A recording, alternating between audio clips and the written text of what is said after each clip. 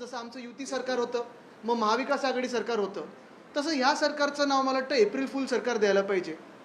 कारण गेल्या 100 दिवसामध्ये तसं पाहायला गेलं तर दंगली असतील, वेगळ्या घडामोडी असतील, घटना असतील, दुर्दैवी घटना असतील, पण एकसुद्धा चांगली पॉलिसी, एकसुद्धा चांगलं काही काम हे 100 दिवसात लोकांसमोर आलेलं नाही आहे. कुठचंही नवीन योजना लोकांसमोर आणलेली नाही आहे. तसं पाहायला गेलं तर जुन्या योजना काही चांगल्या होत्या ते बंद करण्याचा प्रयत्नात आहेत. आणि सगळ्यात महत्त्वाचं म्हणजे जर आपण पाहिलं तर हे एप्रिल फुल सरकार काय आहे जे मी म्हणतो, तर लाडकी बहीण 2,500 करणार होते, ते अजून 1,500च राहिलेले आहेत. आता तर मला वाटतं योजना बंद व्हायच्या मार्गावर आहे. लाडका भाऊ योजना बंद करून टाकलेली आहे.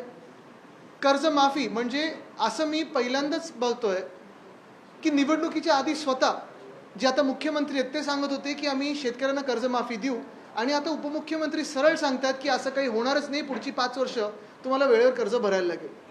तसंच अनेक गोष्टी आहेत. मग मुंबईच्या रस्त्यांबद्दल एशनसी सरकारमध्ये आपण पाहिलं असेल, त्यांच्या राजवटीत साधारणपणे 2 वर्षात आम्ही सगळे रस्ते खड्डेमुक्त करू. आपण पाहताय मुंबईचे सगळे आमदार रस्ते आहेत, मुंबईकर रस्ते सगळीकडे धूळ आहे, खड्डा सगळीकडे पाहतोय आपण, खड्ड्यात टाकलेली मुंबईला.